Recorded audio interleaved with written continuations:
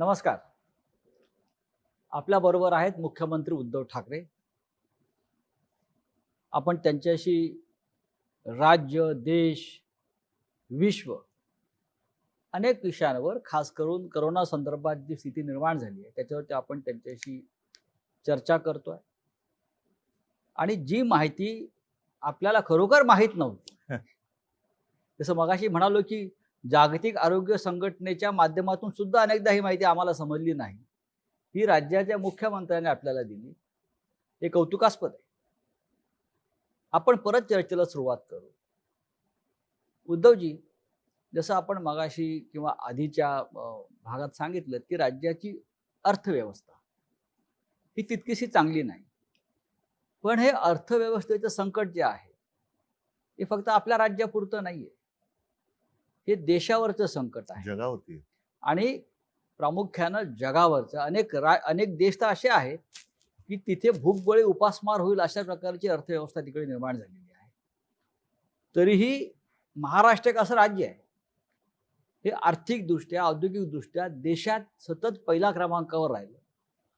कोट्यावधी लोकांना देशातला रोजगार देणारं हे राज्य आहे. जर ह्या राज्याचीच अर्थव्यवस्था अशा प्रकारे डळमळीत झाली तर देश डळमळीत होईल. मी एक सांगतो तुम्हाला, हा. 2 महत्त्वाचे मुद्दे आहेत. मगाशी ज्याचा मी उल्लेख केला की माननीय पंतप्रधान मध्ये मध्ये व्हिडिओ कॉन्फरन्सिंगच्या माध्यमातून देशातल्या सर्व मुख्यमंत्र्यांशी संवाद साधतात. त्यातल्या पहिल्या किंवा दुसऱ्या संवादात त्यांनी सांगितलं होतं की तुम्ही कोणीही अशी एखादी योजना जाहीर करू नका की जिच्यामुळे भविष्यात आपल्याला अडचण निर्माण होईल. बरं. सवंग लोकप्रियतेच्या अट्टहासापायी उगाच काहीतरी सूट हे दिलं ते दिलं असं जाहीर करू नका, कारण जशी तुमची परिस्थिती आहे तशीच आमची पण आहे, म्हणजे केंद्राची पण आहे. हे सत्यच आहे की जागतिक अडचण आहे. पण ह्या सर्व काळामध्ये मी जे तुम्हाला सांगितलं की आपण सर्व मिळून प्रयत्न तर करतो आहोत.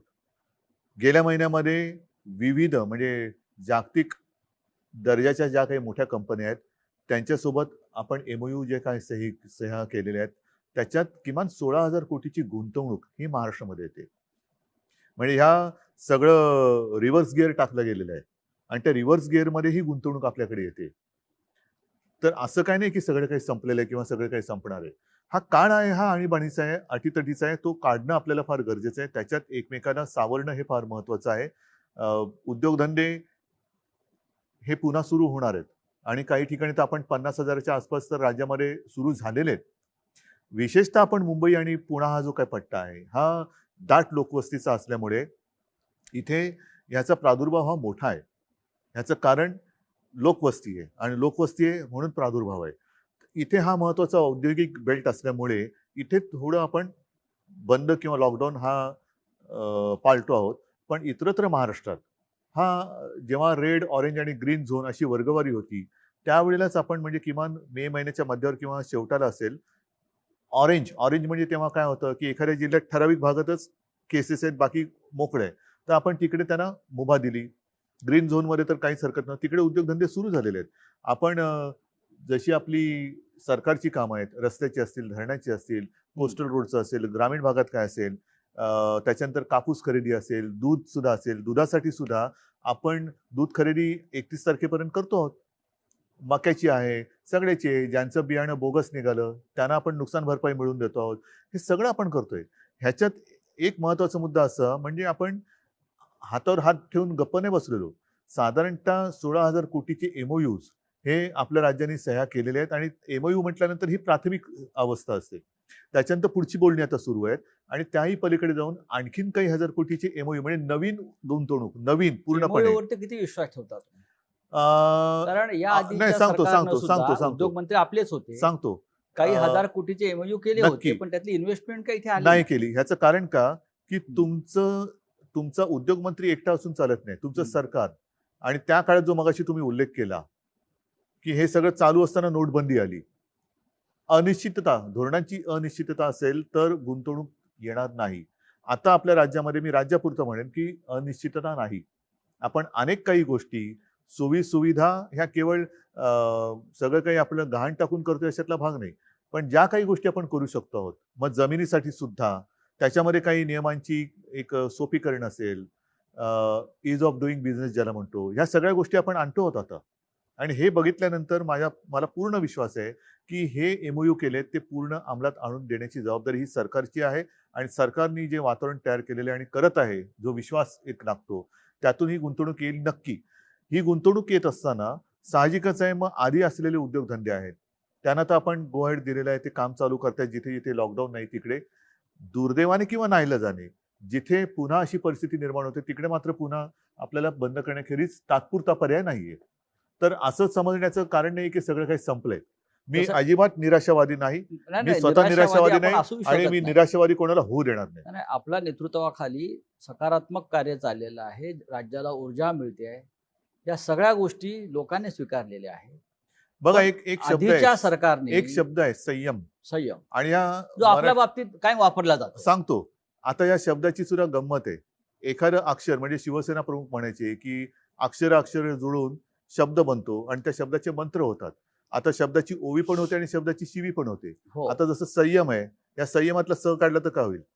यम होतो. मग काय पाहिजे तुम्ही ठरवा, संयम पाहिजे का यम पाहिजे? नाही नाही, आपण संयमाचे त्याच्यामुळे तुम्ही कशाला आमंत्रण द्यायचं? संयम ठेवायचा का उद्धव- यम पाहिजे? उद्धव ठाकरे मी हे नुसतं यमक नाही जुळवत आहे. नाही नाही, उद्धव ठाकरे म्हणजे संयम हे समीकरण आहे या देशाच्या राजकारणातलं मग आणि मी करणार. महाराष्ट्रात. माझ्यात आत्मविश्वास आहे, मी करून दाखवणार. होय, पण गेले 5 वर्ष जे सरकार होतं त्या सरकारमध्ये आपणही होता.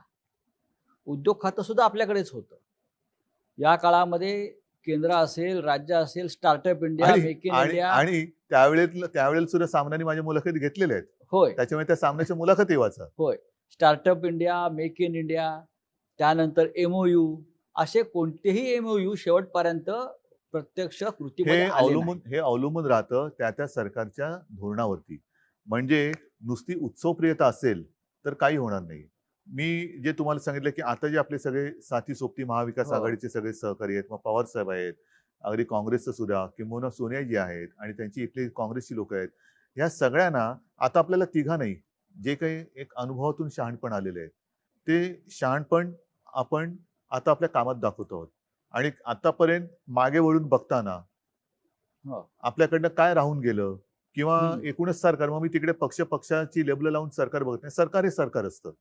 या सरकारकडनं काय राहिलं होतं, काय चांगलं झालं होतं, ह्याचा सगळा एक आढावा घेऊन आपण या गोष्टी करतो आहोत. आणि ही सुद्धा गोष्ट जी 16,000 कोटीची एमओयूची आहे, ही सुद्धा मी घरात बसून केलेली आहे.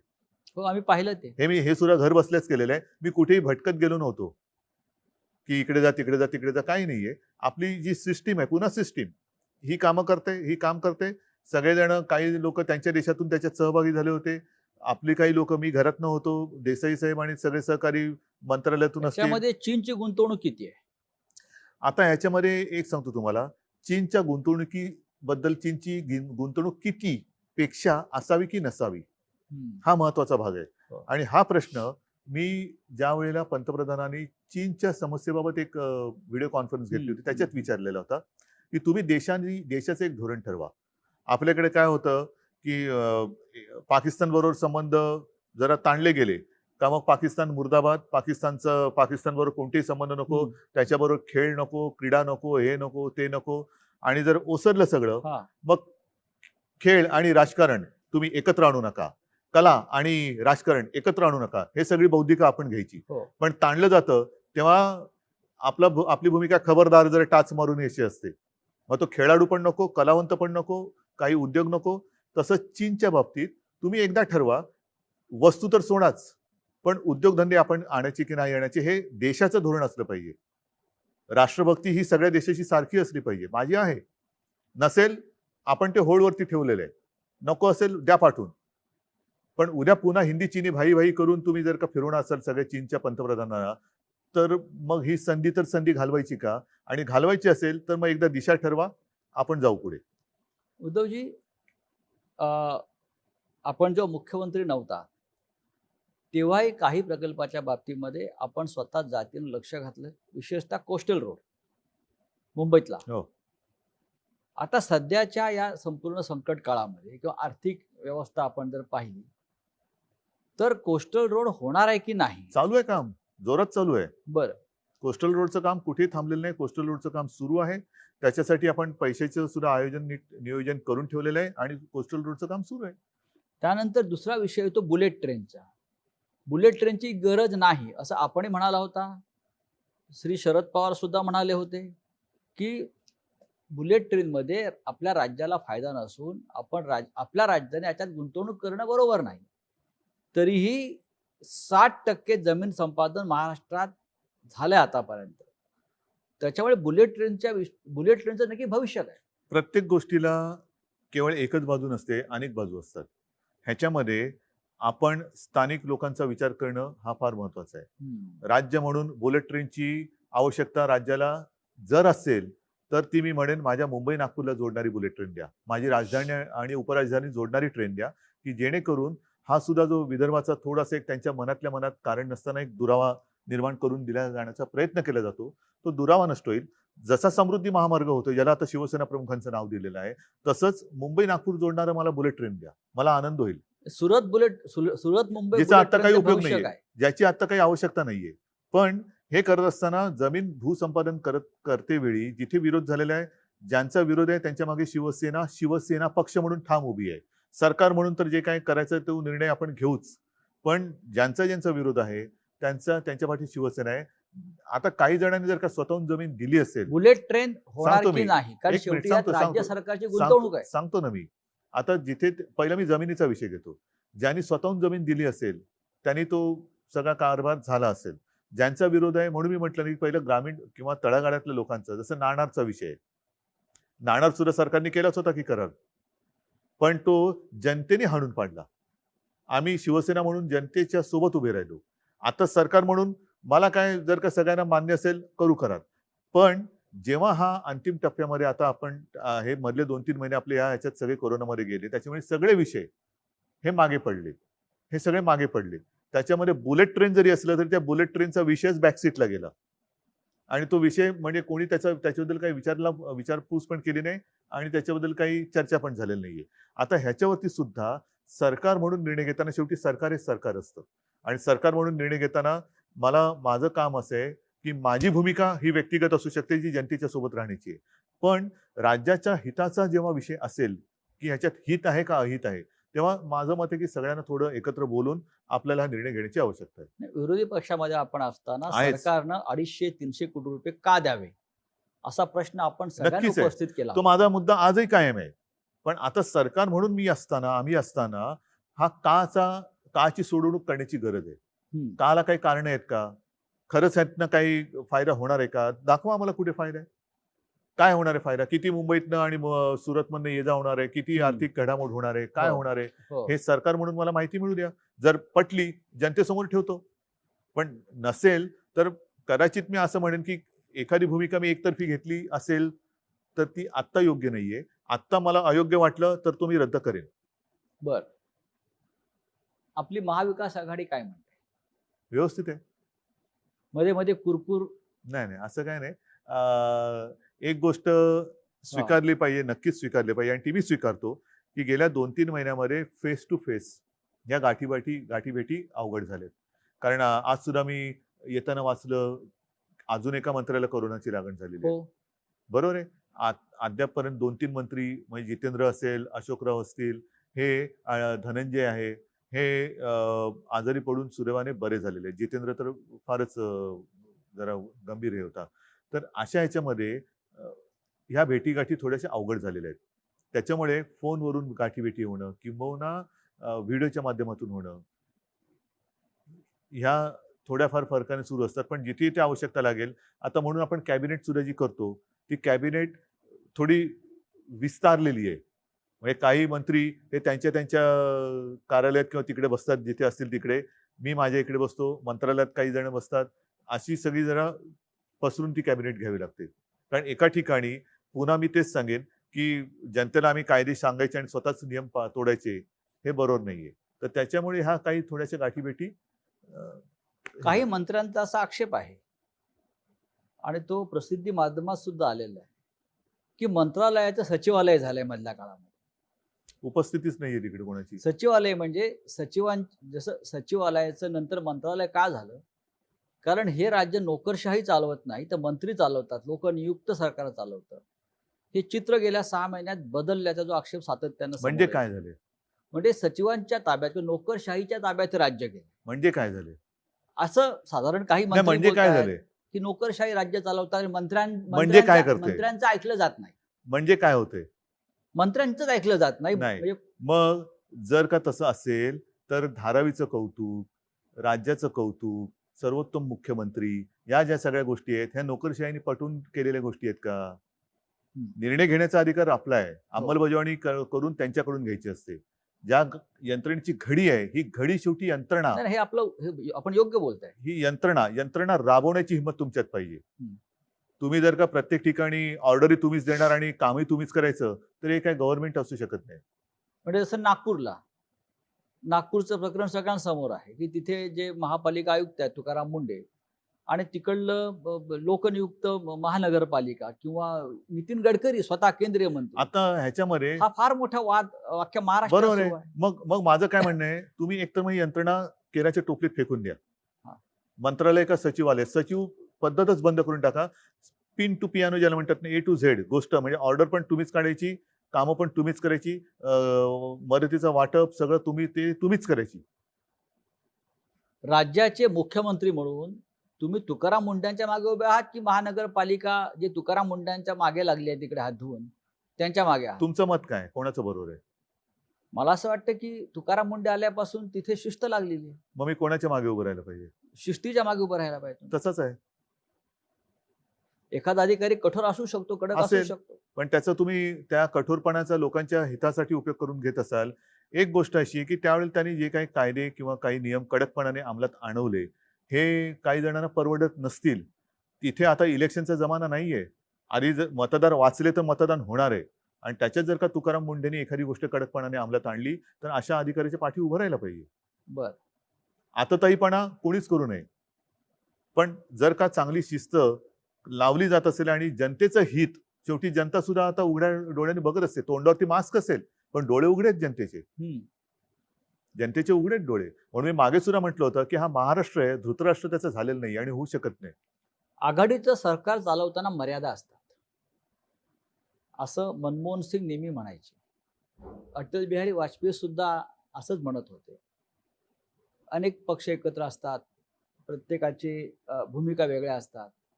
मनमोहन सिंग सुद्धा एकदा रागाने म्हणाले होते, की मी काही निर्णय घेऊ शकत नाही. हे आघाडीचं सरकार आहे, मर्यादा असतात. आपलंही तसं मत आहे का? मनमोहन सिंग यांना प्रशासनाचा अनुभव होता. बरं. त्याच्यामुळे त्यांना मर्यादेचं एक हं. भान होतं. हां. मला प्रशासनाचा अनुभव नाही. त्याच्यामुळे मला मर्यादेचं भान नाही. बरं. हे 3 चाकी सरकार आहे असं म्हणतात. रिक्षा असं असं विरोधी पक्ष म्हणतात. पण ते गरीबाचं ना, बुलेट ट्रेन हां. का रिक्षा? मी हां. रिक्षा. गरीबाच्या मागे उभा राहील. ही 3 चाकी मग हे माझी भूमिका काही बदलत नाही. म्हणजे हां. कोणी याचा गैरसमज करू नये, की मुख्यमंत्री झाल्यावर मी बुलेट ट्रेनच्या मागे उभा राहील. नाही. बरं. मी एवढंच म्हटलेलं आहे, मुख्यमंत्री झाल्यानंतर मी सर्वांगीण जरा विचार करून जर माझं मत विरोधी पक्षात होतो आणि जेव्हा लोकांच्या सोबत आहे त्याच्यामुळे बुलेट ट्रेन नको हे आहेच. पण आता सुद्धा जर का ते सगळ्यांच्या मताने नको असेल तर ते मी नाही करणार. आणि बरं. म्हणून 3 चाकं तर 3 चाकं. ती चालतात नाही एका दिशेने. शेवटी केंद्रामध्ये किती चाकं आहेत? हे 3 पक्षाचं सरकार आहे. केंद्रात हो. किती पक्षाचं सरकार आहे? अनेक पक्ष आहेत नाही, मी त्याच्यावर. जेव्हा गेल्या वेळेला इंडियात गेलो होतो तेव्हा ते 30-35 चाकाची म्हणजे रेल्वे हो, गाडी हो. होती. आता आपलं एक चाक बाजूला गेलंय. आणि शिवाय केंद्रात काही ठिकाणी आणि इतर अपक्ष म्हणजे एक हे पण असते, हो, स्टेपनी पण असते. हो, हो. अ, ह्या 3 पक्षामधले जे प्रमुख पक्ष आहेत, शिवसेना आहेच, काँग्रेस आहे, राष्ट्रवादी आहे. काँग्रेसचा असा आक्षेप आहे, की मुख्यमंत्री राष्ट्रवादीला झुकतं माप देतात. म्हणजे काय करतात? नाही. तो त्यांचा एक प्रेमळ आक्षेप सुरुवातीला होता. तो गैरसमज मी मध्ये भेटल्यानंतर तो दूर झालेला आहे. आणि असं काय तो तीव्र त्याच्यात काही हे नव्हतं. बरं. काही शेवटी असे सगळेच जण निवडणुका लढवून निवडून येत असतात. हं. जनतेच्या काही अपेक्षा त्यांच्याकडनं असतात म्हणून तर जनता मतं देते.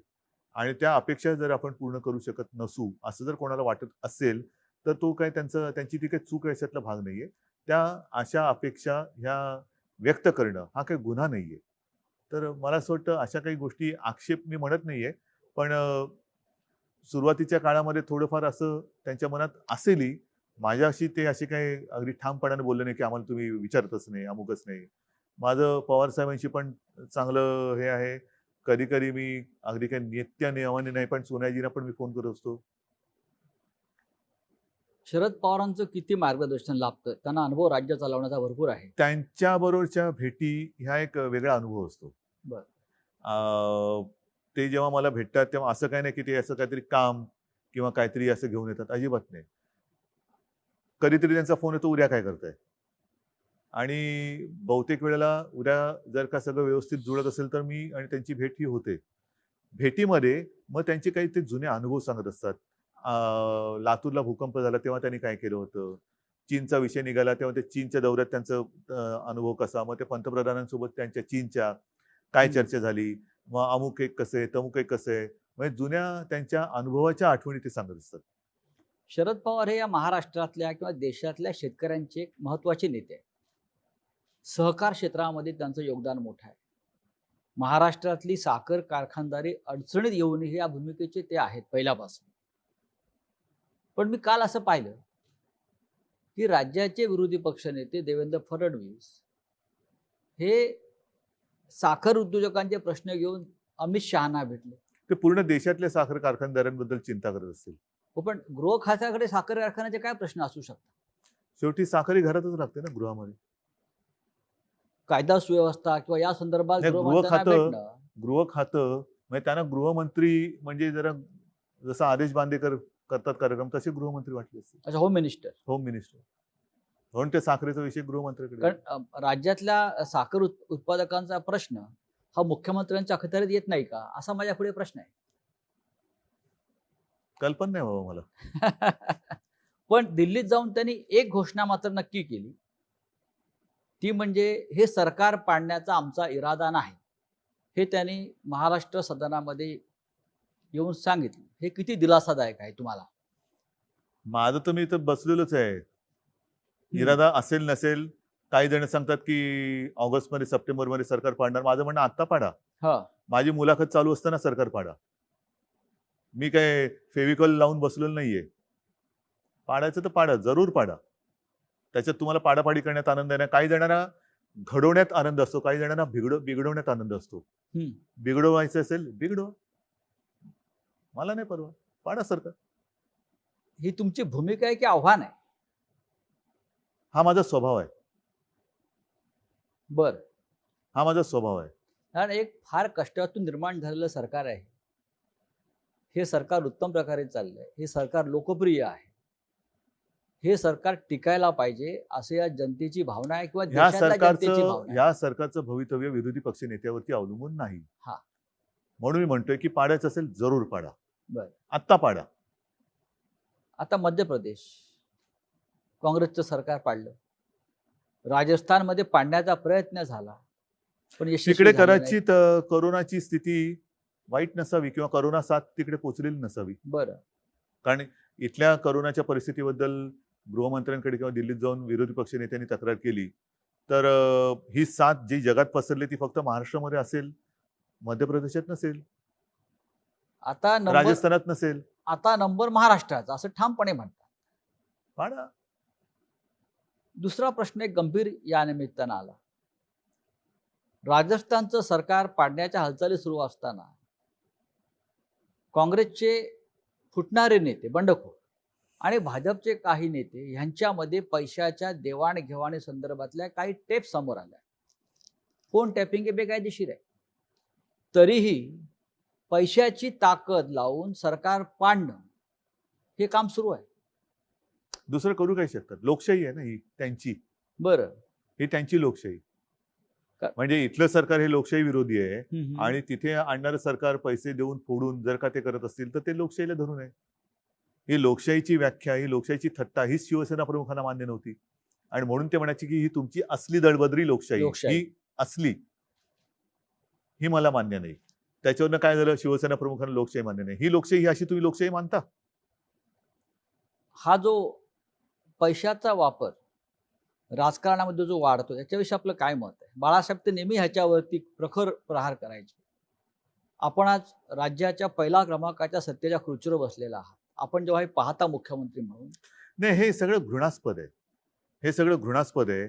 म्हणजे इकडे हे जर का सत्य असेल आणि ते असत्य असण्याची शक्यता कदाचित कमी असेल, देव जाणे काय, तर पैशाचा वापर असा केला तर तो गुन्हा होत नाही. पण जर का तुमच्या कोणी विरोधात असेल तर त्याच्या मागे तुम्ही ससेमिरा लावता चौकशांचा. सगळे दिवस काही सारखे नसतात, दिवस बदलत असतात. आपण ऑपरेशन आपण म्हणतो ना, हेही दिवस जातील, हो. सगळेच दिवस जात असतात, म्हणजे नवीन ऑपरेशन दिवस येतील. ऑपरेशन लोटस महाराष्ट्रात सक्सेस होणार नाही, यशस्वी होणार नाही. करून बघा ना. मी काय भाकीत थोडीच करू. बरं. करून बघा. राष्ट्र फोडताय फोडा. राष्ट्रीय एक महत्वाचा मुद्दा काय, हा. असं कोणताही एक विरोधी पक्षातला नेता दाखवा जो दुसऱ्या पक्षात जाऊन सर्वोच्च पदावर गेला, मुख्यमंत्री किंवा पंतप्रधान झाले. मग तुम्हाला तुमच्या पक्षात असं काय मिळत नाहीये की जे तुम्ही दुसऱ्या पक्षात जाताय. आणि अशा कित्येक ठिकाणी आता अशी उदाहरणं आहेत की अशी ज्या वेळेला फोडाफोडी होते तेव्हा वापरा आणि फेकून द्या, ही नीती सर्वांनी वापरलेली. हे आपल्याकडचं राजकारण आहे. त्याच्यामुळे हा एक जो संदेश आहे की दुसऱ्या पक्षांनी केवळ आपल्याला वापरा आणि फेकून द्यासाठी आपला वापर करून द्यायचा, की आपण आपल्या पक्षामध्ये ठामपणाने काम करणं. ठीक आहे, कदाचित एखादी व्यक्ती किंवा एखादा नेता हा आपल्या पक्षामध्ये आपल्यावरती अन्याय करू शकत असेल किंवा करत असेल, पण म्हणून तुम्ही त्या पक्षाचा त्याग करून दुसऱ्याची पालखी वाहणं, शेवटी पालखीच वाहणारच ना, का पालखीत बसणार आहेत मिरवायला? पालखीत कोण बसवायला तयार आहेत का तुम्हाला? अवश्य जा. मी कोणाच्याही उज्ज्वल भवितव्याच्या आड येऊ शकत नाही, येत नाही. जर तुम्हाला दुसऱ्या पक्षात अत्यंत म्हणजे पालखीत बसवण्याचं स्थान मिळत असेल, जरूर जाऊन पालखीत बसवा. पण पालखीचे भोई होण्यासाठी म्हणजे काय, की नुसती वरात चालले पण माझ्या खांद्यावर पालखीचं ओझं आहे, एवढंच तुम्हाला समाधान आहे? मग पालखीचं ओझं व्हायचं असेल तर जाऊ शकतात. किती असे पक्षांतर केलेले नेते हे दुसऱ्या पक्षात जाऊन मोठे झालेत. एक ठराविक काळ गेल्यानंतर त्यांना सुद्धा बरोबर त्यांचं कारकीर्द ही कापली जाते. हा जो एक मूळ गाभा आहे तुमच्या विचाराचा किंवा तुमच्या पक्षाचा, आज सुद्धा मी ही आघाडी केली. का केली? कारण त्यांच्याबरोबर ज्या एका उद्देशाने गेलो होतो, तो उद्देश मला कळलं की याच्यामध्ये पोकळपणा आहे. म्हणून मी हा निर्णय घेतला. आणि हे सुद्धा मी पुन्हा पुन्हा सांगतो, ध्यानीमनी नसतानाही मुख्यमंत्री पदाची धुरा माझ्यावरती आली नाही, तर माझ्या स्वप्नात सुद्धा ही कधी काय संधी मला मिळेल किंवा संधीच्या पाठी जाणं, तुम्ही मला ओळखता. तुमच्या स्वप्नात हे नव्हतंच. पण हे महाराष्ट्राच्या किंवा जनतेच्या स्वप्नामध्ये होतं. बरोबर की नाही? मग आता माझी जबाबदारी आहे, जर का माझ्यावरती जबाबदारी आली असेल होय. आणि आली आहे, तर मी माझ्या राज्याची आणि माझ्या जनतेची स्वप्न पूर्ण करणारच. राष्ट्रीय राजकारणाकडे तुम्ही सध्या कोणत्या दृष्टीनं पाहताय? कोणत्या राजकारणाकडे बघू? राजस्थानच्या बघू, दिल्लीच्या बघू, मध्य प्रदेशच्या बघू? कारण मग माझ्या शेवटी काय असतंय, आपण दोघेही चष्मेवाले आहोत. बरोबर. एक लांबचा चष्मा असतो आणि एक जवळचा असतो. हे नंबर जर का असे बघायला लागले तर आपले कोणत्या दृष्टीने बघायचं? आज देशावर मी सगळीकडे दूरदृष्टीने बघतो. अच्छा, म्हणजे तुम्ही चीनकडे पाहता की नाही? मी सगळीकडे दूरदृष्टीने बघतो. आज चीन जो हिंदुस्थानच्या हद्दीत घुसून आपल्या 20 जवानांची हत्या केली, तुमची नजर तिथपर्यंत गेली की नाही त्या संकटापर्यंत? कारण गेली. काय करू शकतो आपण? महाराष्ट्र हा नेहमी, सह्याद्री हा नेहमी हिमालयाकडे पाहतो, जातो, मदत करतो, ही आपली परंपरा आहे. मान्य. पण ही परंपरा आपण पाळत असताना आपण काय करू शकतो का खरंच? आणि करण्याची आपली इच्छा आहेच का? नाहीतर मी मगाशी म्हटलं तसं की चीनी गुंतवणूक मला काही त्याचं मोठं आकर्षण नाहीये, पण आपण ती नाकारू, आपण ती आता होल्डवर ठेवलेली आहे. तुम्ही आधी सांगा की हे चीन बद्दलचं तुमचं जे काही आताचं जे आहे नातं, चांगलं वाईट, हे किती काळ टिकणार आहे? आता तुम्हाला चीन नको आहे, पण कालांतराने पुन्हा हिंदी चीनी भाई होणार नाही का? जसं मी पाकिस्तान बद्दल बोललो की पाकिस्तानने आपल्याकडे घुसखोरी केली, तर आता पाकिस्तान बरोबरचे सगळे संबंध तोडा, काहीच नको त्याच्यामध्ये. आणि मग थोड्या दिवसानंतर मग क्रिकेट मॅच येऊ द्या, चालेल. त्यांचे खेळाडू येऊ द्यात, कलाकार येऊ द्यात, गाणी, गझला, साहित्यिक. आणि मग आम्हाला आमच्याच विरुद्ध त्यावेळेला सरकार नव्हतं आपलं, शिवसैनिकांच्या विरुद्धच आपले पोलीस बंदुका घेऊन रोखून उभे. म्हणजे तुमचं वैर आहे पाकिस्तानशी आणि बंदुका आमच्या छाताडावरती. काहीतरी तुमची नीती ठरवा. एकदा एक नीती. जर का असं तुम्ही फडफड व्हायला लागलात तर तुमच्या ध्येय आणि मग मगाशी जे म्हणालात ना की गुंतवणूक MOU वरती हे सगळी अशी फडफडणारी जी काही तुमची धोरणं असतात ती गुंतवणूकदारांना या किंवा जा सांगत असतात. उद्धवजी, शिवसेनेच्या राष्ट्रीय भूमिकांना फार महत्व आहे. मग राष्ट्रीय सुरक्षेचा विषय असेल, राम मंदिराचा विषय असेल, पाकिस्तान असेल, दहशतवाद असेल, या अनेक महत्त्वाच्या भूमिका सातत्यानं शिवसेना मांडत आली, ठामपणे मांडत आली. आज सुद्धा चीनच्या संदर्भात असेल, पाकिस्तान संदर्भात असेल, जेव्हा आपण पाहतो तेव्हा आपल्याला असं दिसतंय की आज हिंदुस्थान मोठा देश आहे, पण हिंदुस्थानच्या सीमेवरच्या एकाही राष्ट्राशी आपले चांगले संबंध नाहीत. बरोबर तुमचं. तर आपण एक राज्याचे मुख्यमंत्री म्हणून, शिवसेनेचे प्रमुख म्हणून या धोरणाकडे आपण कशा प्रकारे पाहता की मी आपल्या शेजाऱ्यांशीच आपले मी संबंध चांगले मी नाही? मी असं कधी म्हणणार नाही की तुम्ही आम्हाला सांगा आमचे शिवसैनिक सरहद्दीवरती जाऊन लढतील म्हणून. असं काही जण म्हणतात, तसं मी कधी म्हणणार बरं. नाही. असं मी कधी म्हणणार नाही. परंतु शेवटी प्रत्येकावरती काही ना काहीतरी जबाबदारी असते. हो, आज महाराष्ट्राच्या मुख्यमंत्री पदाची जबाबदारी माझ्यावर आहे. होय. देशाच्या पंतप्रधान पदाची जबाबदारी नरेंद्रभाईंवरती आहे, मोदीजींवरती आहे. आणि मध्ये जी काय त्यांनी सर्वपक्षीय एक बैठक घेतली, बरं. त्या सर्व पक्षाच्या नेत्यांनी त्यांना सांगितलं की देशावरती जेव्हा संकट येतं तेव्हा आम्ही त्याच्यामध्ये विस्कळीत असं काही होऊ देणार नाही. तुम्ही व्हा पुढे, आम्ही संपूर्ण एक दिल्याने तुमच्या सोबत आहोत. आणि त्याच बैठकीत मी सांगितलं होतं की एक धोरण ठरवा, काय करायचं, नेमकं वागायचं कसं. कारण त्याच्यामध्ये बऱ्याच मुख्यमंत्र्यांनी आपापली मतं मांडली. मी सगळ्यात शेवटी होतो बोलणारा. माझ्या आधी जवळपास सगळे बोलून झाले हो. होते. आणि त्याच्यामध्ये बहुतेकांनी ही हा. एक अपेक्षा व्यक्त केली होती की चीनच्या मालावरती बहिष्कार टाका, भगवान की मूर्ती चीन से आ रही है, हा. हे बंद करा, ते बंद हम्म. करा, अमुक बंद करा, तमुक बंद करा. हा. आता हे ठीक आहे, ते बंद केल्यानंतर आपण चीनच्या ॲपवरती बंदी घातली, चीनची ॲप आपण App. बंद केली. हो. आता आपण असं म्हणायचं का टिकटॉक हा टिकटॉक आपण चीनला आपटला का? नाही. जर आपटला असेल तर आपटणार कधी? म्हणजे नुसती ॲप बंद करून चीनला जर धडा शिकवत असू तर आनंदाची गोष्ट आहे. उद्धवजी, राम मंदिर हा आपल्या जिव्हाळ्याचा विषय. नक्कीच. शिवसेनेनं राम मंदिराचा मार्ग मोकळा केला, हे इतिहास सांगतो. त्या राम मंदिराच्या संदर्भात आपण सुद्धा अयोध्येला गेलेला आहात, मुख्यमंत्री नसताना आणि आणि मुख्यमंत्री मुख्यमंत्री झाल्यावर झाल्यावर पण. सुद्धा. म्हणजे आपण आपल्या भूमिकेमध्ये कोणताही बदल केलेला नाही. भूमिपूजन 5 ऑगस्टला होईल अशी तारीख जाहीर झालेली आहे. आपण त्या भूमिपूजनाला जाणार का? नुसतं हो किंवा नाही हा हा. हा मुद्दा मी माझ्या व्यक्ती म्हणून काही सांगू शकेन. बरं. पण महत्वाचा मुद्दा जो आपण प्रश्नामध्ये एक सांगितला की राम मंदिराच्या लढ्यात शिवसेनेची भूमिका ही इतिहासाने दखल घेतलेली आहे. हो. मी मुख्यमंत्री नव्हतो त्याही वेळेला राम मंदिरात गेलो, किंबहुना योगायोग ज्याच्यावरती माझी श्रद्धा आहे, माझी भावना हीच सांगते. नोव्हेंबर 18 मध्ये मी पहिल्यांदा राम मंदिरला गेलो होतो. हो. आपण सोबत होतात. होय. शिवनेरीवरची म्हणजे माती शिवजन्मभूमीची एक मूठ माती मी घेऊन गेलो. त्याच्यानंतर ह्या विषयाला खूप चालना मिळाली. त्याच्या आधी हा विषय थंड बस्त्यात होता, कोणी काही विषयच काढत नव्हतं. शिवसेनेने सुरुवात केली, जर उशीर लागत असेल तर कायदा बनवा, वटहुकूम काढा, काय वाटेल ते करा, पण राम मंदिर ही बनवा, आपलीच मागणी ही होती. शिवसेनेची मागणी होती. त्याच्यासाठी आपण अयोध्येला गेलो. तुम्ही योगायोग म्हणा, काही म्हणा, त्या विषयाची सोडवणूक तर वर्षात झालीच. पण ज्या नोव्हेंबरमध्ये 18च्या नोव्हेंबरमध्ये मी तिकडे गेलो, त्याच्या पुढच्या नोव्हेंबरमध्ये तो प्रश्न पण सुटला आणि मी मुख्यमंत्री पण झालो. आपण ही माझी श्रद्धा आहे.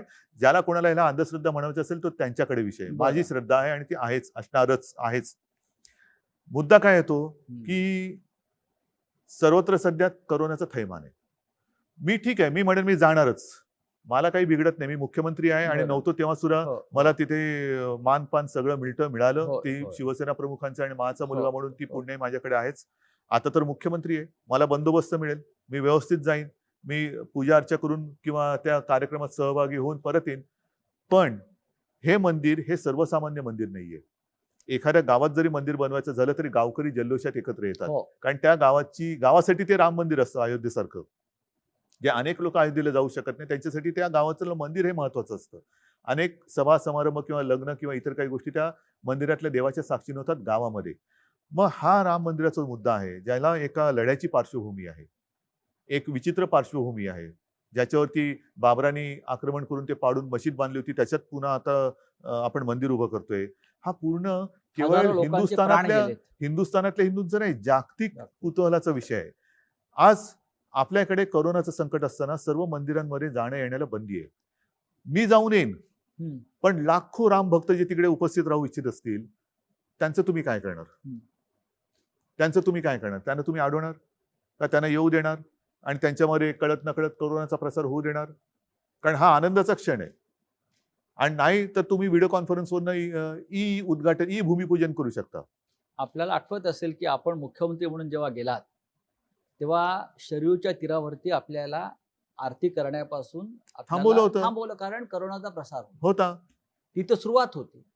आपण सगळी तयारी केली होती बरोबर आहे. आरतीची. आणि त्याच्या आधी जेव्हा गेलो होतो तेव्हा शरयूचा काठ कसा होता? भव्य आपण केलं होतं. म्हणजे खच्चून गर्दी होती. हो. म्हणजे हालचाल करायला जागा नव्हती. हालचाल करा एवढं होय. सगळं तो त्या विषयाला भावनेने जोडली गेलेली माणसं आहेत. ह्या लोकांना तुम्ही थांबवणार कसे? माझं येणं जाणं मी करीन. मी तर मुख्यमंत्री म्हटल्यानंतर जाऊन येईन. अजूनही अधिकृत काही तारीख आलेली नाहीये. अधिकृत तारीख आलेली नसली तरी अधिकृत कार्यक्रम कसा असेल कल्पना नाहीये. आल्यानंतर तो कार्यक्रम आल्यानंतर आपण ते ठरवू. पण लाखो लोकांची जी भावना आहे की तिकडे उपस्थित राहावं, त्यांना तुम्ही कसं अडवणार? कारण तिकडे तो शरयूचा काठच महत्वाचा आहे. ज्या वेळेला हे सगळं चाललं होतं तेव्हा शरयू सुद्धा लाल झाली होती, शरयू लाल राम झाली. भक्ताच्या रक्ताने. होय. अशा लाखो लोकांच्या, करोडो लोकांच्या भावना त्याच्याशी निगडीत आहेत. आजही तुम्ही त्या विषयाशी भावनेनं बांधलेला आहेच. कारण मला स्वतःला मी 2 ते 3 वेळा अयोध्येला गेलो. पण तुम्हाला मी मनापासून सांगतो, मी अंधश्रद्धाळू नाही. माझे आजोबा, माझे वडील, आजोबांची मतं ही मला चांगली माहिती आहेत. आजोबा माझे नास्तिक नव्हते. त्यांची देवावरती श्रद्धा ही होतीच. पण ते त्याचबरोबरीने माझे वडील पण अंधश्रद्धाळू नव्हते. अंधश्रद्धा वेगळी आहे, नास्तिकपणा वेगळा आहे आणि आस्तिकपणा वेगळा आहे, श्रद्धा वेगळी आहे. श्रद्धा आणि अंधश्रद्धामध्ये एक पुसटची लाईन आहे, ती फार महत्वाची आहे. आणि त्या एका भावनेतनं मी सांगतो, मी ज्या वेळेला, मी आतापर्यंत मला वाटतं 3 वेळा आपण गेलो. 3 वेळा गेलो. तिन्ही वेळेला मी जेव्हा त्या राम मंदिराच्या समोर, राम मंदिर आता ते रामाचं हे काय आपण बघितलं, आता भव्य दिव्य ते होईल. पण तो जो एक गाभारा आहे त्याच्या समोर उभं राहिल्यानंतर मला जो काही एक अनुभव आला, तो अनुभव मला आला. इतरांना आला असेलच, मी नाही म्हणत नाहीये. उद्धवजी, त्याच्यामुळे ह्याच्याबद्दल कोणी या विषयावरती माझ्याशी कोणी वाद घालू नये किंवा कोणी मला शिकवू नये. उद्धवजी, शिवसेना म्हणजे गर्दी. हा गेल्या 50-55 वर्षाचा अनुभव.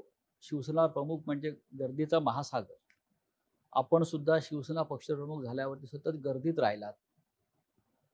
शिवसेनेनं हाक मारली की हजारो लाखो लोक रस्त्यावरती उतरतात, लाखोंच्या सभा आपण करतो. पण या नवीन स्थितीमध्ये आपण गर्दीपासून लांब झालो किंवा गर्दी ओसरली. शिवसेनेचा कालचा वर्धापन दिन सुद्धा आपण गर्दीशिवाय केला. गर्दी होती, पण ती ई गर्दी. हे राजकारण कसं काय पुढे जाणार? नाही, अवघड आहे. आणि आता मला, मी तुम्हाला म्हटलं ना की शिवसेना प्रमुखांची आठवण येते ती ज्या वेळेला असे काही विजयोत्सव व्हायचे. हो, शिवसेना प्रमुखांचा वाढदिवस असायचा. हो ना. त्या अखेरच्या ह्याच्यामध्ये ते खाली येत नसत आणि त्यांचे फोटो आहेत खिडकीतून हात करताना. ज्या वेळेला खाली गर्दी व्हायची आणि घोषणा व्हायच्या त्यावेळेला ते उठून बाहेर यायचे खिडकीत आणि हात करायचे. आणि मी त्यांना सांगण्याचा प्रयत्न करायचो की तुम्ही सारखं हे नका करू. मला म्हणायचे हे माझं टॉनिक आहे. माझ्या तब्येतीची चिंता करू नको, हे माझं टॉनिक आहे. हे एवढं महत्व शिवसैनिक आणि आमचं नाते आहे. आमच्या नात्याचं ते यथार्थ वर्णन आहे शिवसैनिक आणि आमचं. आता ह्या टॉनिकचं काय करणार आपण? आता ते टॉनिक मिळवायचं तर आहेच. कोणत्याही परिस्थितीत मी टॉनिक नाही सोडणार. बरं, लॉकडाऊनच्या काळात आपल्या प्रधानमंत्र्यांनी एक मंत्र दिला आत्मनिर्भर होण्याचा. चांगला मंत्र आहे की आत्मनिर्भर व्हायला पाहिजे. तुम्ही याकडे कसा बघता? एक प्रश्न आहे राज्याचे मुख्यमंत्री म्हणून. तुमच्या कारकिर्दीमध्ये तुम्ही महाराष्ट्र आत्मनिर्भर कसा करणार? आता शब्दाचे अनेक पैलू आहेत, शब्दाचे अनेक अर्थ असतात, अर्थाचे अनर्थ असू शकतात. हा. मी आत्मनिर्भर म्हणजे एक हो. गोष्ट तुम्हाला सांगतो, की सरकार म्हणून मी सुरुवातीला सांगितलं होतं, की तुम्ही खबरदारी घ्या, मी जबाबदारी घेतो. बरं. ह्याच्यामध्येच हे आत्मनिर्भरता मी अशी बघतो. हं. तुम्ही खबरदारी म्हणजे काय? जे मी तुम्हाला सगळं आधी बौद्धिक दिलं, कोरोनासोबत कसं जगायचं, ती खबरदारी तुम्ही घ्या. आरोग्य सुविधा वाढवण्याची आणि उपचाराची जबाबदारी आम्ही घेऊ. बरं. बाकीच्या ज्या काही बिघडलेल्या रुळावरनं घसरलेल्या गाड्या असतील, आर्थिक असेल, काही असेल, त्या रुळावर आणण्याची जबाबदारी आम्ही घेतो. पण एकदा का माझी जनता ही खबरदारीने जगायला लागली आणि हा व्हायरस असताना सुद्धा आपण हं. त्याला थोपवू शकलो, तर मी म्हणेन त्याला खबरदारी म्हणा, आत्मनिर्भरता म्हणा आणि त्या पलीकडे जाऊन असं काय होणार नाहीये की 7 असल्यानंतर कोण आजारीच पडणार नाही. कारण ही शेवटी एका फ्लूचा हा प्रकार आहे. बरं. फ्लू हा होत जात असतोच. आतापर्यंत या हा व्हायरस येण्याच्या आधी 6-7 प्रकार आपल्या देशात होतेच. त्यातला हा पुढचा एक प्रकार आलेला आहे. म्हणून त्याला तो 19 मध्ये आला म्हणजे कोविड-19 म्हणतात. 19. हा एका त्या फॅमिलीतला किंवा कॅटेगरीतला आणखीन थोडासा सुधारित दुर्दैवाने असं म्हणावं लागेल प्रकार आहे. तर तो असला तरी त्याचा मुकाबला किंवा त्याला तोंड देणं ह्याच्यासाठी सर्वसाधारण बाहेर हिंडताना फिरताना जगताना कसं जगायचं हे एकदा आपण अंगवळणी पाडणं, ह्याला मी आत्मनिर्भर म्हणेन, खबरदारी घ्या म्हणेन. आणि त्याच्यानंतर जर आवश्यकता लागली तर वेळेवरती जी काही औषधं आपल्याकडे उपलब्ध आहेत, कारण ह्याला अजून औषध नाही आलेलं, तर जीव वाचवण्याची जबाबदारी ही सरकारने घ्यायला पाहिजे. उद्धवजी, हे झालं सरकार, प्रशासन, अ, शासकीय नेतृत्व. पण शेवटी आपले पंचप्राण शिवसेना आहे. अनेक वर्ष आपण शिवसेनेचं काम करतो. आपण नेते आहेत, प्रमुख मार्गदर्शक आहात. शिवसेना प्रमुखाने आपल्याला एक वाट आखून दिली, त्या वाटेवरनं आपण जात आहोत. सातत्यानं आपण असं म्हणत आलो की 100% शिवसेना.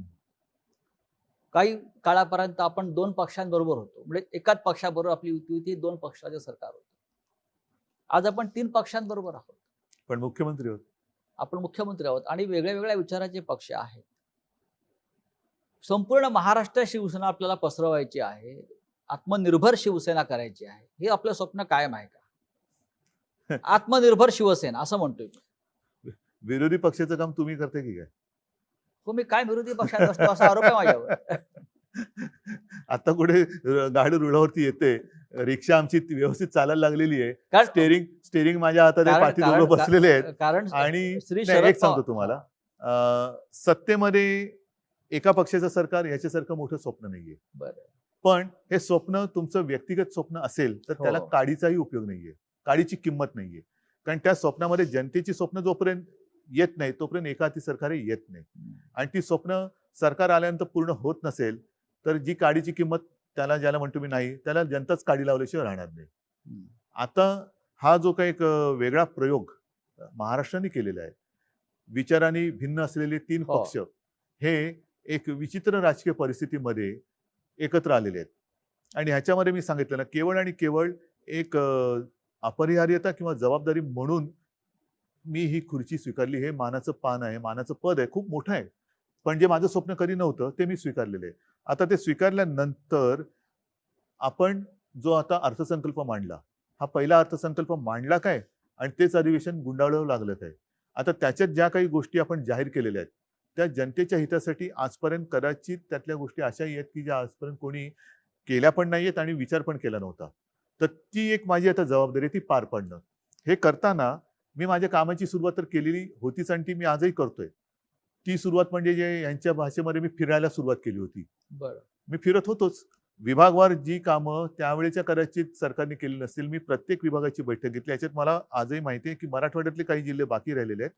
पण अन्यथा विदर्भ असेल, अर्धा मराठवाडा आहे, उत्तर महाराष्ट्र, पश्चिम महाराष्ट्र, कोकण, मुंबई, ही तिथे जाऊन मी माझ्या प्रशासनातल्या सहकाऱ्यांसोबत माझ्या विधिमंडळातल्या मग सर्वपक्षीय आमदारांची बैठक घेतली होती आणि त्यांची कामं आपण नोंदवून त्याच्याप्रमाणे काही ठिकाणी मी ऑर्डर्स पण दिलेल्या आहेत. तर ही सुरुवात मी केली होती कामाला. हे आल्यानंतर हे थांबलं. आता याच्यामध्ये मी जिथे जायचो तिकडे साहजिकच शिवसैनिकांना भेटायचो. काही कार्यक्रम शिवसैनिकांचे पण व्हायचे. ह्या सगळ्या गोष्टी ह्या गेल्या 2-3 महिन्यात थांबलेल्या आहेत. हा काळ एकदा सरला हम्म. की त्याची पुन्हा सुरुवात होईल. मी पक्षप्रमुख आहेच. मुख्यमंत्री पद जे शिवसेना प्रमुख सांगायचे की या गोष्टी येतात जातात.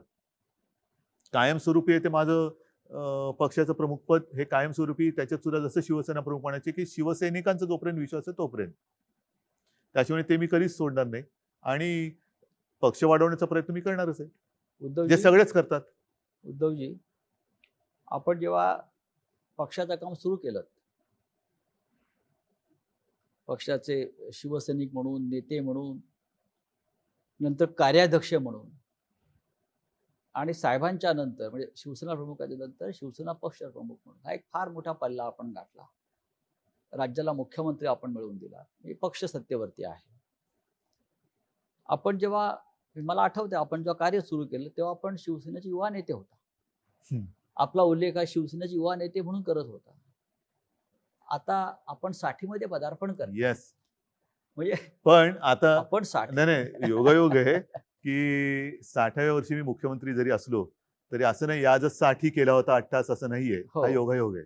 नाही, आपण 60मध्ये पदार्पण करताय हा एक योगायोग नसेल, पण महाराष्ट्रासाठी मला वाटतं कदाचित जगातलं एकमेव माझं उदाहरण असेल हा जो सगळ्यात ज्याची कुवत कमी लेखली गेली हा तो पक्षाचा सर्वोच्च नेता झाला हो. आणि ज्याची कुवत किंवा याला काही कळत नाही असं म्हणणारा राज्याचा मुख्यमंत्री झाला. मुख्यमंत्री झाला आणि आपण उत्तम प्रकारे काम करताय. राज्याच्या जनतेचे आपल्याला आशीर्वाद आहे. ते महत्वाचे म्हणजे आहे. म्हणजे युवा बघा नेते मी आपण होता. आजही तुम्हाला अत्यंत प्रामाणिकपणाने सांगतो, मी माझी आज देखील सही आपला नम्र म्हणूनच करतो. ही शिकवण बाळासाहेबांची आपल्याला येस, सगळ्यांना त्यांचं आहे. कारण नम्र हे राहा. बाळासाहेबांची पद्धत आहे आणि माझ्या आजोबांची पद्धत, म्हणजे बाळासाहेबांची ही पद्धत. ह्या गोष्टी येतात जातात. जनतेशी आपण कायम नम्रतेने वागलं पाहिजे. कारण कधी कुठेही गेलो, मी मुख्यमंत्री असो वा नसो, मी आणि बाळासाहेबांचा मुलगा म्हणून मी कुठेही कधी गेलो तरी लोक मला हसून माझं स्वागत करतात, प्रेमाने आदरातिथ्य करतात, या बसा म्हणतात. हे जे काय आहे ना, ही कमाई ही पूर्वजांच्या पुण्याची कमाई आहे. माझं कर्तृत्व शून्य आहे. उद्धवजी जसं बघा युवा नेते होता आपण आणि आपण आज 60त प्रवेश करताय म्हणजे आपण सिनियर सिटीजन झालात असं मी हो, म्हणतो. आता मला बसचा प्रवास फुकट मिळणार. म्हणजे आपल्या निमित्ताने इतरांना मिळेल. कसं तुम्ही पण वाटतंय? तुम्ही पण आम्ही सुद्धा तुम्ही पण मी आज बसमध्ये एक पाऊल टाकलं असेल तरी तुम्ही त्यात पाऊल टाकायच्या तयारीत आहात. आहे, तुमच्याबरोबरच आहे मी. मला सांगा की हा प्रवास जो आहे, युवा नेता ते शिवसेनेचे आता ज्येष्ठ नेते किंवा नाही, हा प्रवास जो मुख्यमंत्री आहे आणि ना, 60, हा प्रवास आता आपण असं म्हणतो मागे वळून बघताना कारण हा फार महत्वाचा टप्पा आहे 60. आहे, पण हा प्रवास आता असं वाटतं की हा बुलेट ट्रेनच्या वेगाने झाला. बरं. आपल्याला इकडे तिकडे बघायलाच मिळालं हो. नाही. या सगळ्या काळामध्ये मी अत्यंत प्रामाणिकपणाने सांगतो, असं काही जण जे म्हणतात ते खरं आहे की माझं एक क्षेत्र नाही, माझं एक खरंच क्षेत्र नाही. मी मूळचा कलाकार ते करताना केवळ आणि केवळ शिवसेना प्रमुखांना म्हणजे माझ्या वडिलांना एक काहीतरी सहकार्य व्हावं आपल्या परीने, काहीतरी खारीचा वाटा, त्या निमित्ताने मी सुरुवात केली. माझी सुरुवातीचं पहिलं पाऊल होतं ते सामना. कारण तेव्हा मी बघत होतो, हे सगळं सांगून झालंय, रिपीट करण्याची काही आवश्यकता नाहीये. पण शिवसेना प्रमुखानंतर वेळ उसंत नव्हती, कारण तेव्हा आत्तासारखी साधनं नव्हती, हेलिकॉप्टर नव्हती, विमानं नव्हती, कुठेही जायचं झालं तरी गाडीने प्रवास करावा लागत होता. त्याच्यात सुद्धा एअर कंडिशन गाडीत असणं ही फार मोठी लक्झरी होती. अनेक शिवसेनेचे नेते कार्यकर्ते हे तेव्हा देखील आणि आज सुद्धा काही अंशी मी बघतोय एसटीतनं फिरतात आणि तेव्हा फिरायचे. अगदी वामनराव महाडिक असतील, दत्ताजी असतील, त्यांच्यासोबतचे काही कार्यकर्ते जे आहेत त्यांचं कर्तृत्व फार मोठं आहे. त्यांनी त्यावेळेला ह्या सगळ्या खस्ता खात शिवसेना पसरवली, बीज पेरली, ती बीज रुजवली आणि त्याला आलेले जे काही अंकुर आहेत ते मी आज बघतोय. म्हणजे जसं कोकणामध्ये म्हणतात पूर्वी, आता त्याच्यात सुद्धा प्रकार आले की नारळाचं झाड आजोबांनी लावलं तर नातवाला फळ मिळतं. आज त्यांनी लावलेल्या झाडाची फळं ही आपण चाखतो आहोत. त्याच्यामुळे त्यांचं कर्तृत्व आणि त्यांचं योगदान हे फार मोठं आहे. माझं ह्याच्यामध्ये खरंच काही कर्तृत्व नाही. केवळ आणि केवळ मी ह्याच्यामध्ये मनापासून इन्व्हॉल्व्ह झालो. जसं तुम्ही मगाशी सांगितलं की करोनावरती डॉक्टरेट आहे की काय, नाही असं नाहीये. कोणती जबाबदारी स्वीकारली तर ती पूर्णपणाने प्राणपणाने पार पडायची. त्याची सामनाची असेल, मग एक संघटनेमध्ये ज्याला म्हणतो आपण शिस्त आणणं असेल किंवा एक यंत्रणा उभी करणं असेल, ह्यातनं मी हळूहळू हळूहळू पुढे करत करत करत, किंबहुना हाही माझा तुम्हाला अनुभव सांगितलेला आहे की सुरुवातीला मी भाषणच करत नव्हतो. हो. म्हणजे मला भाषण करता तेव्हाही माझं म्हणणं की येत नव्हतं, आताही माझं म्हणणं मला येत नाही. आणि आधी तर मला असं झालेलं की एका ठिकाणी तरी जोर जबरदस्तीने मला बोलवलं आणि तेव्हा मी ठरवलं की भाषण करायचंच, कारण लोकांना कळू दे मला काही येत नाही. मी भाषण आधी लिहिलं, पाठ करून गेलो, माईक समोर उभं राहिलं, मला भाषणच आठवेना. आणि तेव्हा मला जे सुचलं ते मी बोललो आणि त्याही भाषणाला टाळ्या मिळाल्या. आणि असंच माझं भाषण करत करत मी इथपर्यंत आलो. आज म्हणजे अनुभव एखाद्या गोष्टीचा तुम्हाला असायलाच पाहिजे असं नाहीये. तुम्हाला हृदयात आणि एक अंतःकरणात तळमळ पाहिजे. ती म्हणूनच तळमळ महत्वाची म्हणून आहे. आपण जेव्हा मुख्यमंत्री झाला तेव्हा संपूर्ण महाराष्ट्रानं टाळ्या वाजवून स्वागत केलं आपलं. येस. कारण तळमळ पाहिजे. त्या तळमळीने मी काम करतो. आपण सगळ्यांनी महाराष्ट्राचे मुख्यमंत्री उद्धव ठाकरे यांच्याशी हा दिलखुलास संवाद आपण ऐकला. मुख्यमंत्र्यांनी अत्यंत मनमोकळेपणाने आपल्याशी चर्चा केली. मुळात ते मुख्यमंत्री बोलतात असं आपल्याला वाटत नव्हतं. ते आपल्या घरातलेच एक तसंच आहे मी. सदस्य आहेत, शेवटी कुटुंबातले शेवटी कोणीतरी मुख्यमंत्री म्हणजे मित्र काय? आहेत, त्याला काय मुलगा शिंगं आहे, फुटतात. वडील आहेत, भाऊ असंच वाटत होतं आणि महाराष्ट्राला त्यांचं हेच रूप जास्त आवडतंय. उद्धवजी, आपण आलात, खूप मोकळेपणानं बोललात, चर्चा केलीत, याबद्दल धन्यवाद. जय महाराष्ट्र. धन्यवाद सगळ्यांना. जय हिंद, जय महाराष्ट्र.